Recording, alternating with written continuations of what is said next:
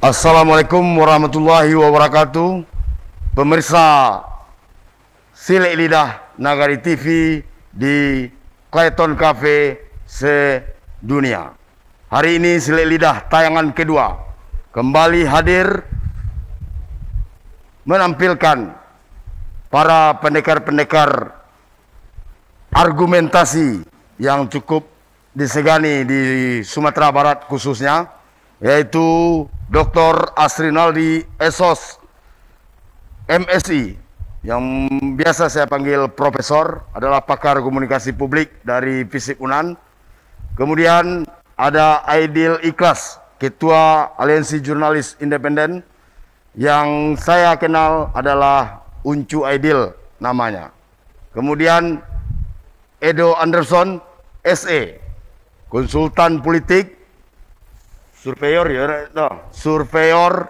dan termasuk orang yang cukup punya bulir-bulir pikir yang sangat menggugah para netizen di dunia maya. Kemudian ada Ibu Indira Suryani SHMH, Direktur LBH PES Padang. Dan yang terakhir adalah Insinyur Yohanes Wempi SPT IPP CST, Ketua Garda Keadilan Sumatera Barat. Beliau saya kenal sebagai penulis di media sosial yang punya nama lain Labai Korok. Mungkin ini yang akan kita tampilkan dalam topik surat sumbangan dan tanda tangan gubernur. Surat minta sumbangan kasus surat sumbangan yang membawa nama bertanda tangan Gubernur Sumbar. Belakangan ini tengah ramai diperbincangkan terkait surat permintaan sumbangan yang bertanda tangan Gubernur Sumatera Barat. Surat yang sempat membuat heboh ini berisikan permintaan sumbangan atas buku potensi daerah Sumatera Barat.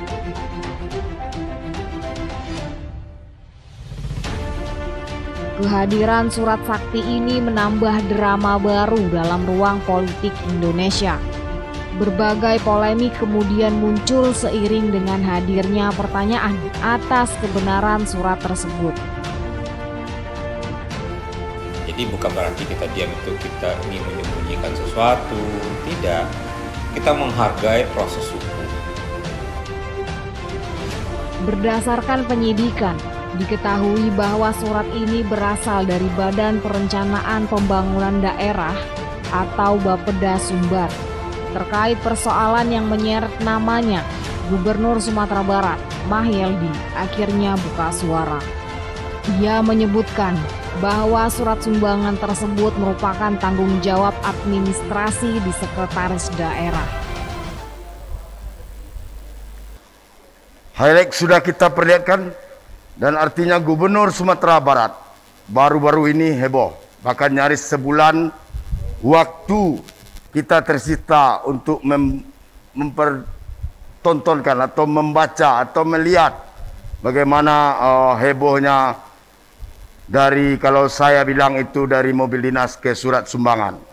Dirinya sebut terlibat dalam penandatanganan sebuah surat sumbangan atau buku atas penerbitan buku potensi Sumatera Barat. Ini langsung menarik perhatian masyarakat. Berbagai pendapat mulai bermunculan terkait kebenaran dan pernyataan ini. Gubernur juga sempat memberikan keterangan bahwa surat sumbangan tersebut merupakan tanggung jawab administrasi di sekretariat daerah. Berdasarkan informasi yang ada, surat tersebut resmi dikeluarkan oleh Badan Perencanaan Pembangunan Daerah Sumatera Barat. Hingga saat ini, penyidikan atas dugaan kasus tersebut masih akan terus dilakukan. Namun nampaknya masyarakat sudah tidak sabar mengetahui bagaimana kelanjutan surat sumbangan tersebut. Silek Lidah edisi kedua akan membuka wacana kita terkait persoalan ini. Dan ini bukanlah sebuah justifikasi, tapi ini bagian dari pengayaan kepada publik Nagari TV dimanapun berada, bahwa heboh pro kontra ini ada apa di balik itu semua. Mungkin saya akan langsung saja ke narasumber-narasumber hebat saya, pendekar-pendekar argumentasi saya, Mungkin yang perlu saya garis bawahi dulu, silahkan para narasumber beradu argumen, dan ini bukan talkshow dan bukan pula diskusi seperti biasa. Kalau memang tidak setuju silahkan aja interupsi, silahkan aja bantah. Yang penting dalam ruang ini boleh bersilat, tapi di luar kita berangkulan. Kepada Bung Edo, Bung sebagai yang saya tahu selain konsultan juga cukup termasuk ringnya di Gubernuran Sumatera Barat.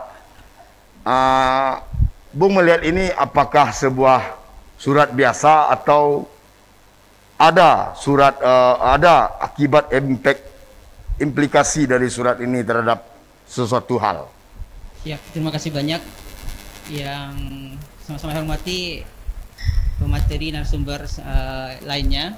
Terima kasih banyak pada Nagari TV dan penonton Nagari TV dimanapun berada. Menarik pernyataan, ada pertanyaan dari Bung Toai tadi yang sudah disampaikan. Menurut undangan sudah diberikan kepada kami sebagai, anggap sajalah sebagai pengamat politik ya. Saya pribadi sudah bicara 1-2 kali rasanya untuk bicara konteks ini. Kalau dianggap ini sebagai... Saya ingin yang baru dari pernyataanmu. Siap. Saya menarik sebenarnya dengan undangan hari ini, karena ini harus pada titik ending harusnya. Karena proses yang saya baca di kepolisian sudah akan menggelar gelar perkara kedua. Gelar perkara pertama, konteksnya saya ingin mengetapkan dari awal sebenarnya. Dalam diskusi kita ini kan pihak terkait tidak ada sebenarnya. Dari Humas Pemprov ataupun Biro Administrasi atau apalah namanya, atau dari Polresta. Jadi pandangan kita pribadi atau teman-teman sebenarnya pandangan subjektif terhadap persoalan ini sebenarnya. Jadi saya melihat memang surat ini dipandang biasa kalau instansi perusahaan yang menerima surat itu sudah lazim dan biasa menerima surat seperti itu dianggap biasa ya. Konteksnya di situ dulu. Tapi kalau dianggap luar biasa apabila surat ini punya tendensi yang dalam tanda kutip framing yang dimunculkan sekarang. Satu, ini sumbangan. Yang saya baca, kita lihat tidak sumbangan. Yang kedua, pemerasan atau intimidasi atau apalah yang framing-framing yang muncul sekarang itu menurut saya dari konteks yang saya baca enggak masuk di situ ya. Ini proposal biasa yang lazim diterima oleh perusahaan, kampus. Mungkin merek yang sekarang agak luar biasa karena ada tanda tangan dan kop gubernurnya. Itu mungkin luar biasanya dalam pandangan saya. Dalam konteks ini, saya pandangan pribadi ini berproses di kepolisian. Mudah-mudahan ini bisa ada hal yang bisa diberikan ending akhir, karena sudah kata Om Tek tadi sudah 3 minggu ini, hampir sebulan. Tidak lazim menurut saya dalam konteks sebuah perkara yang sudah menjadi isu publik yang sangat santer, tapi tidak segera diperjelas apa status konteks ini. Oke, Bung Edo, tahan dulu. Saya minta Bu Indira Suryani Esa, tadi saya bilang dari LBH, ternyata beliau Direktur LBH Padang.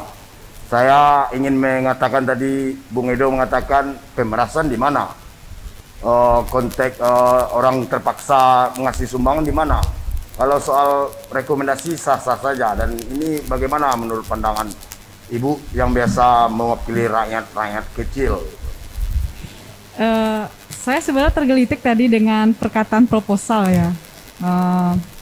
Saya harus sedikit menahan tawa karena apakah memang gubernur itu membuat proposal ya? Sama ya kayak NGO gitu. Kritiknya begitu. Gubernur tidak punya kewenangan kan untuk itu. Ketika kita jadi pejabat pemerintahan, apa yang dilakukan harus sesuai standar hukum dong. Dasar hukumnya apa? Di surat itu nggak ada dasar hukum, nggak jelas dasar hukumnya apa. Kemudian ya pantas saja, karena harusnya dalam tanda petik ketika gubernur memberikan tanda tangannya, dia harus bisa memastikan bahwa tidak akan terjadi korupsi, dugaan korupsi, kolusi dan nepotisme. Harus benar-benar memikirkan konteks itu. Harus benar-benar melepaskan diri dari konflik kepentingan. Apakah surat itu bagian dari sebuah kelaziman atau gimana? Kalau saya ngeliat, emang itu saya melihat itu nggak lazim secara aturan perundang-undangan ya. Saya rasa itu nggak lazim gitu. Tapi saya juga tidak tahu apakah kemudian banyak kepala daerah ternyata melakukan itu. Jujur saja, karena dari pemberitaan yang kita lihat dulu ternyata ketika jadi wali kota Padang juga pernah dilakukan itu ya. Tapi kan kita tidak tahu begitu. Tetapi yang saya lihat adalah harusnya itu tidak terjadi karena itu memang melanggar azas-azas umum pemerintahan yang baik. Kemudian ada dugaan yang lain ya soal konflik kepentingan. Terbuka itu gubernur memberikan rekomendasi terhadap suatu kegiatan yang positif, lalu disampaikan kepada orang-orang yang akan memberikan sumbangan, ada tanda tangan sumber, berarti menambah keyakinan orang memberikan sumbangan. Nah, justru di situ menjadi konflik kepentingannya.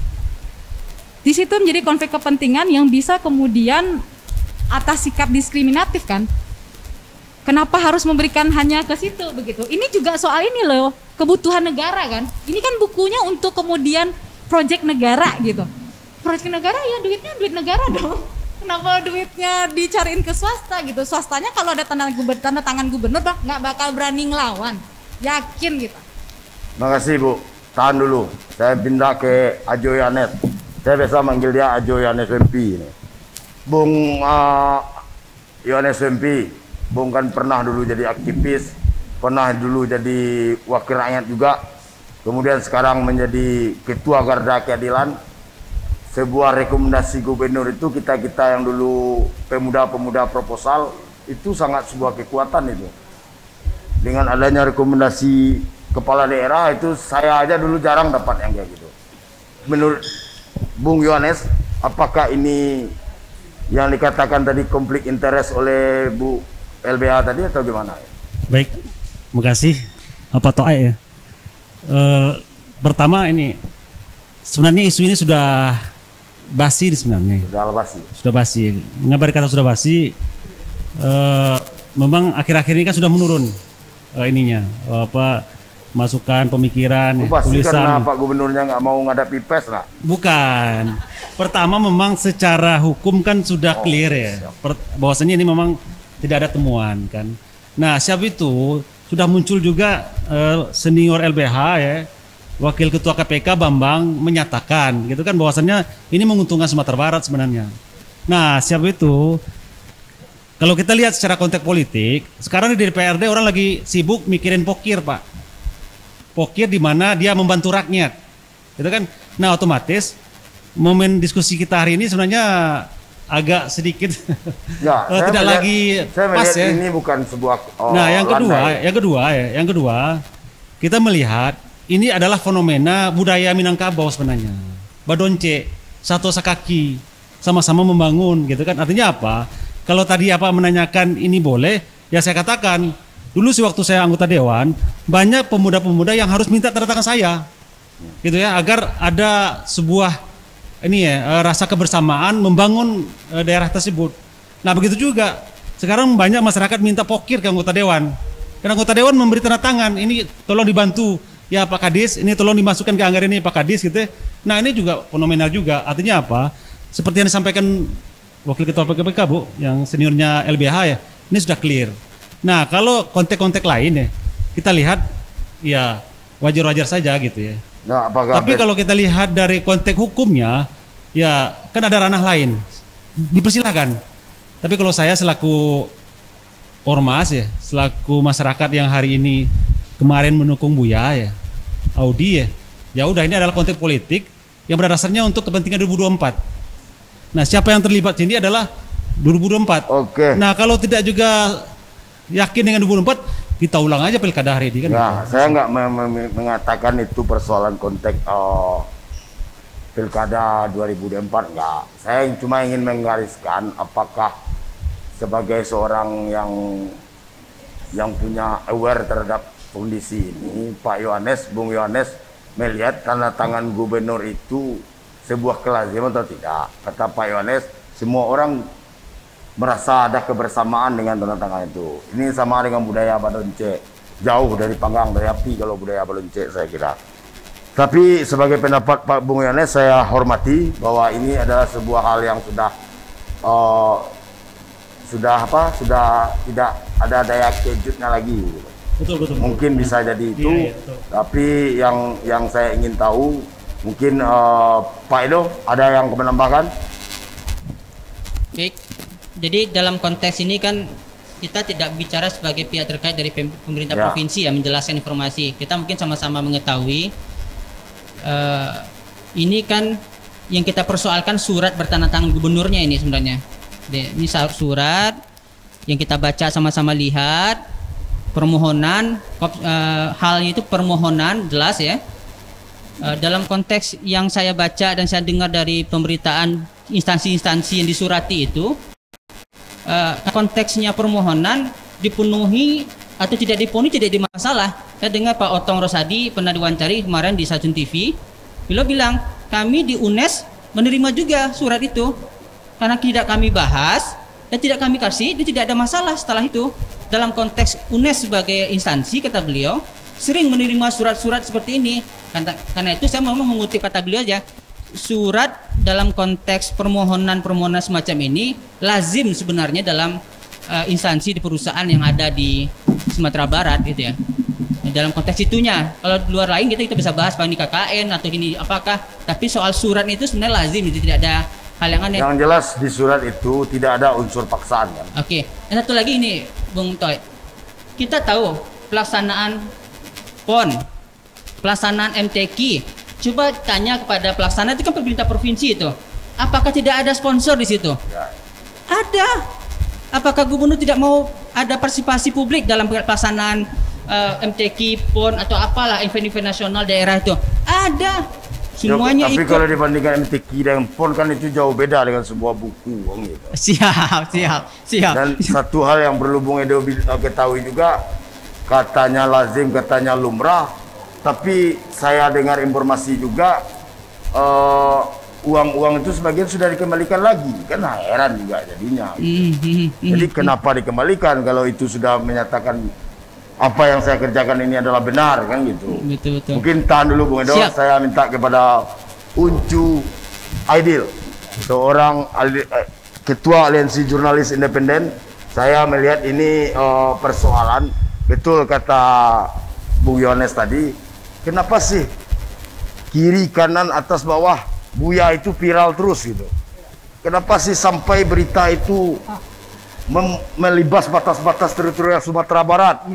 Lebih banyak berita media-media nasional yang memblow up Buya gitu. Ya, ini fenomena apa itu, Unjuk? Sebelum menjawab pertanyaan Udato barusan, saya sebenarnya ingin menanggapi juga soal lazim tidak lazim itu. Nah, kalau kita bicara lazim, kalau memang ini lazim, harusnya tidak ada kasus hukum di surat ini gitu. Karena ini dianggap tidak lazim, makanya ada orang yang mengaku sebagai korban dan dia kemudian melapor kepada kepolisian tentang keberadaan surat ini. Artinya ada pihak-pihak yang menganggap ini tidak lazim gitu. Nah, kenapa mereka menganggap tidak lazim? Dari sejumlah pemberitaan juga dari informasi yang kita terima, ini orang-orang yang menerima surat ini kan apa? Mereka merasa tidak lazim karena surat bertanda tangan gubernur ini memakai kop Pemprov Sumbar. Kemudian ternyata uang sumbangan itu bukan masuk ke bukan masuk ke rekening pemerintah provinsi, tapi ke rekening pribadi gitu. Sehingga mereka kemudian melapor kepada Polresta Padang kalau ini ada upaya penipuan. Awalnya kan disebut dugaan penipuan surat palsu gitu kan. Nah, kemudian polisi menyatakan ternyata surat ini benar surat gubernur, surat bertanda tangan gubernurnya asli gitu. Nah, kemudian sampai berujung sampai sekarang gitu. Artinya secara real aja kita sudah melihat kalau memang ini tidak bisa dikatakan lazim gitu. Kalau memang lazim tidak ada yang akan melapor gitu kan. Nah, kemudian menjawab pertanyaan Bang Toai, Udato barusan, ya karena kenapa Bapak Mayeldi ini viral? Ya itu udah risiko Bang. Ya karena seorang pemimpin itu, seorang penguasa, seorang pemerintah itu memang harus mendapat sorotan kiri kanan atas bawah semuanya gitu. Nah, kenapa juga media-media nasional juga memberitakan ini? Karena kita merasa ini tidak lazim itu gitu. Kenapa surat seperti itu bisa muncul, apalagi di saat kondisi seperti ini, di saat pandemi seperti ini, Mungkin akan lain ceritanya jika misalnya surat itu meminta bantuan masker, meminta bantuan hand sanitizer, meminta bantuan penanganan COVID kepada orang-orang tertentu, mungkin akan lain ceritanya gitu. Tapi ini kan yang diminta itu bukan seperti itu. Yang diminta itu adalah buku yang saya rasa untuk kondisi sekarang pandemi ini belum tepat gitu. Nah seharusnya pemerintah provinsi khususnya Pak Gubernur juga ya harusnya menyikapi ini dengan baik ya, dengan baik. Jangan lari, karena jika lari itu akan mendorong jurnalis untuk terus mengejar gitu. Mantap Encung. Itu yang kita harapkan tadi, bahwa kelaziman justru aneh. Kalau dikatakan kelaziman, inilah bentuknya silik lidah kita, kemampuan kita untuk membersilat argumentasi, apakah itu benar atau tidaknya, ini kan ada ranahnya kan gitu. Saya kira ini sebagai pencerahan untuk rakyat. Kalau pendapat Uncu Ajazi didengar, berarti rakyat akan mencawan juga. Saya kira karena kita di Clayton Cafe, kita coba cicipi dulu hidangan di Clayton Cafe ini. Kita ngopi sejenak, hande pedis.